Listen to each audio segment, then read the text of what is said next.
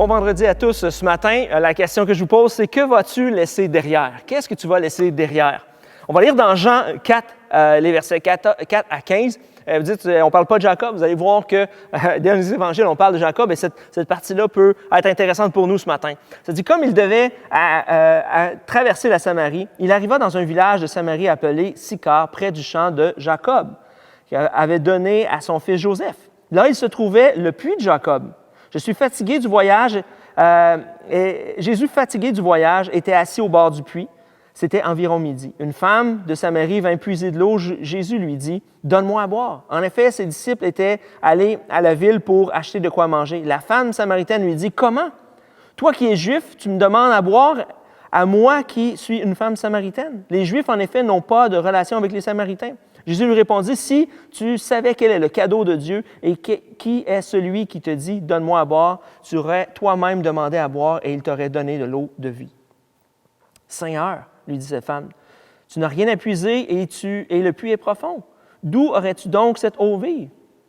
Es-tu, toi, plus grand que notre ancêtre Jacob, qui nous a donné ce puits et qui a bu de son eau, lui-même, ses fils et ses troupeaux? » Jésus lui répondit, « Toute personne qui boira de cette eau-ci aura encore soif. En revanche, celui qui boira de l'eau que je lui donnerai n'aura plus jamais soif, et l'eau que je lui donnerai deviendra en lui une source d'eau qui jaillira jusque dans la vie éternelle. » La femme lui dit, « Seigneur, donne-moi cette eau afin que je n'ai plus soif et que je n'ai plus à venir puiser ici. » Ici, cette scène-là se retrouve au puits de Jacob.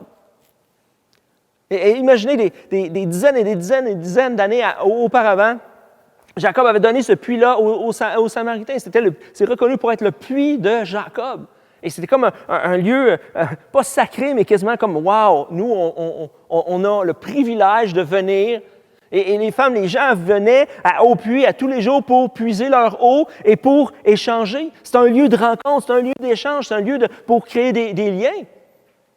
Et à travers ce lieu-là où on pouvait créer des liens à travers le puits de Jacob. Mais il y a ce moment-là où la femme samaritaine a rencontré Jésus. La femme samaritaine est venue et a pu avoir cette connaissance de Jésus, de pouvoir lui donner sa vie. C'est un moment de rencontre de foi. Et au moment où Jacob a construit ce puits-là, au moment que Jacob a donné ce puits-là, à quel moment il pouvait s'attendre que ça allait des années plus tard donner cela? Qu'est-ce que tu laisses derrière? Des fois, ce qu'on fait dans nos vies aujourd'hui, on ne réalise pas plus tard l'impact que ça va avoir. Mais on a besoin de juste réaliser que ce que je fais aujourd'hui peut demain avoir un impact jusque dans la vie éternelle. Et je nous invite à avoir ce moment-là où on réalise que ce que je fais aujourd'hui peut avoir un impact éternel pour plus tard. Qu'est-ce que tu vas laisser derrière? Prions ensemble. Seigneur,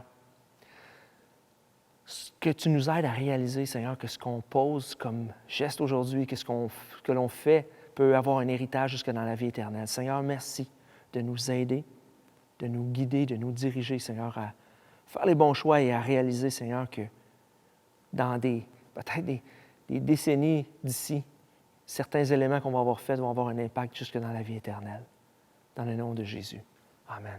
Je vous souhaite un bon vendredi. On se retrouve dimanche 9h30 pour la conclusion de notre série Genèse. Et également, on va avoir notre Facebook Salon après le Mosaïque Communauté. Si vous n'êtes pas inscrit à ce Facebook-là, juste à vous joindre au Facebook de Mosaïque Communauté pour avoir un échange ensemble après la réunion. Sur ce, bonne fin de semaine.